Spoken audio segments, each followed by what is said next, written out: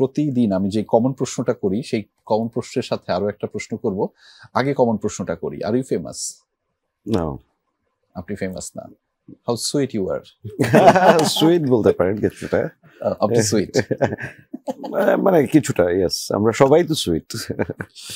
আচ্ছা, আমি অমিতের কাছে পরে আসছি।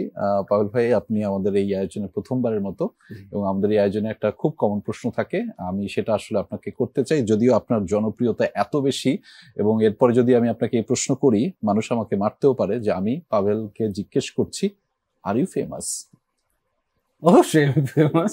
অবশ্যই আপনি ফেমাস। অবশ্যই, যেহেতু মানুষের ভালোবাসা পাইছি ভাই, পাচ্ছিও, তো অবশ্যই আমি মানে ফেমাস বলবো না, মানে মানুষের খুব কাছাকাছি আর কি। আচ্ছা, নিশ্চয়ই কাছাকাছি থাকাটাই ফেমাস, এবং আমরা বিশ্বাস করি এই পৃথিবীতে প্রত্যেকটা মানুষ অসাধারণ তার কেবল কাজের মাধ্যমে।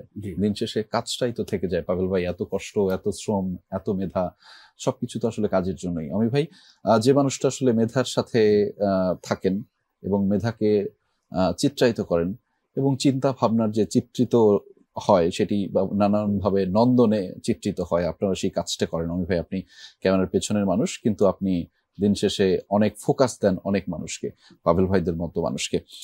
সে আপনাকে জিজ্ঞেস করে আর ইউ ফেমাস?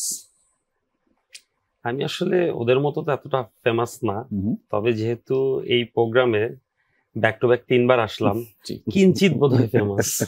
সেটা যেটা বললো না, আমি বলি, ভাইয়া বললো না আমাদের মতো না, আমাদের থেকে বেশি। অ্যাজ এ ডিরেক্টর মাশাআল্লাহ, মানে আমি মঞ্জু ভাই আমার সাথে একমত, মানে আমাদেরকে ঠেলে দিয়েও ভাইয়ের কাছে যায়। আমি একটু পরে আসছি।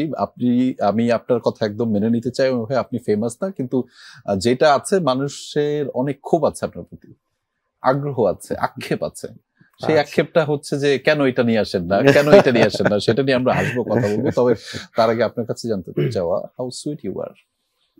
সেটা জানি না, মানে লোকজন কি বলে, আশেপাশের দর্শক? সেটা আমার আশেপাশের মানুষজন বলতে পারবে। ভাবি কি বলে? সুইট বলে নাই কখনো। সুইট বলে নাই কখনো। বলে আপনার কাছে জানতে চাওয়া, হাউ সুইট ইউ আর?